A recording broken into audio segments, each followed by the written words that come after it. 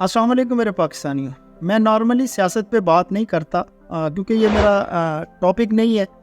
ना मुझे कोई शौक़ है। सारे सियासतदानों को मैं एक जैसा ही समझता हूँ, मुल्क दुश्मन और गरीबों के दुश्मन वही समझता हूँ।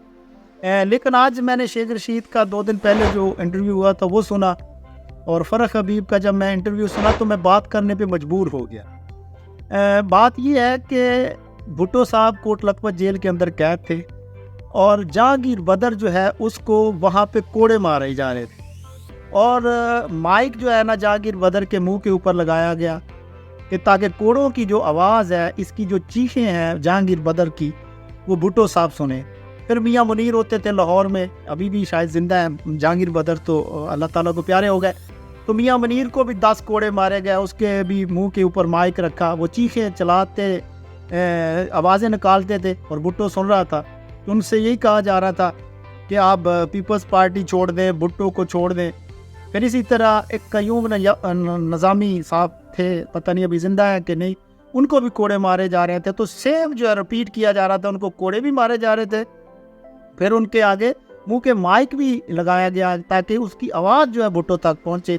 तो भुट्टो जेल से कह रहे थे कि मेरे बच्चों को छोड़ दें, लेकिन वो जहांगीर बदर, मियाँ मुनीर और कयूम नज़ामी कोड़े भी खा रहे थे और साथ साथ भुट्टो जिंदाबाद के नारे भी लगा रहे थे, पीपल्स पार्टी जिंदाबाद के नारे भी लगा रहे थे। मेरा मकसद बात करने का ये है। फिर इसी तरह राना सनाउल्लाह, उसके साथ क्या किया गया, उसके नाखून को मतलब खेड़ा गया, उसकी मूछें काटी गई, उसके भवें काटी गई, उसके ऊपर तशद्दुद किया गया। लेकिन बात यह है कि इतनी तकलीफ़ें बर्दाश्त करने के बाद इन लोगों ने पार्टी नहीं छोड़ी, उसकी मतलब पार्टी के साथ ये मुखलस रहे।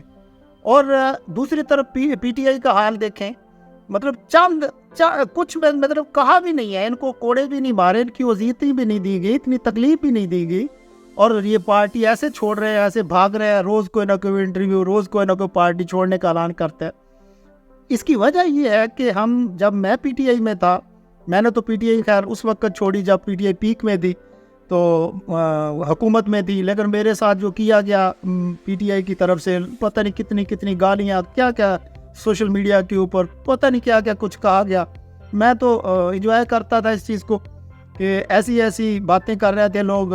मैं जब पार्टी छोड़ रहा था, पार्टी मैंने छोड़ी जब मुझे टिकट नहीं दिया गया, हक मेरा था, तो मैंने फिर रिज़ाइन कर दिया। लेकिन उसके बाद पार्टी छोड़ने के बाद मैंने आज तक कभी इमरान खान के ख़िलाफ़ कोई बात नहीं की, ना नवाज शरीफ के ख़िलाफ़ कोई बात नहीं। मैं सियासत ही छोड़ दी। मैंने कहा ये चीज़ ही गंद है।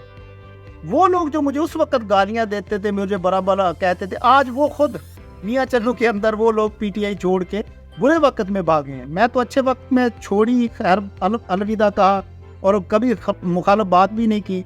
लेकिन जो लोग मुझे गालियाँ देते थे, मुझे फेसबुक पे मुझे क्रिटिसाइज़ करते थे, मेरी ज़ातियत पे बातें करते थे, मियाँ चन्नू के अंदर वो लोग आज इमरान खान के ख़िलाफ़ बातें कर रहे हैं, और पार्टी को भी छोड़ा उन्होंने, और पता नहीं क्या क्या वो अभी कर रहे हैं और भी करेंगे। बात ये है कि जब हम इमरान खान साहब से कहते थे कि खुदा का वास्ता है कि वर्कर्स को अहमियत दें, इस पार्टी को जमात बनाए, पार्टी बनाए, इसकी रूट्स को जो मतलब ग्राउंड लेवल के ऊपर लेके जाए, जो वर्कर्स हैं उनको अहमियत दें, तो खान साहब सुनते नहीं थे। खान साहब इन्हीं लोगों की सुनते थे जो आप पार्टी छोड़ रहे हैं और जो पार्टी के ऊपर मतलब बोल भी रहे हैं। बात ये है कि जब आप किसी वर्कर को, किसी जो बुनियादी आपका रुकन होता है, मेंबर होता है, जिसकी खून पसीना सब कुछ कमाई, जो आपसे मोहब्बत करता है, आपकी पार्टी से मोहब्बत, जब उसको पार्टी में आप अहमियत नहीं देंगे, आप मतलब उनकी बात नहीं सुनेंगे, तो कोड़े या जूते वो लोग खाते हैं या तकलीफ़ें वो लोग बर्दाश्त करते हैं जो वर्कर होता है।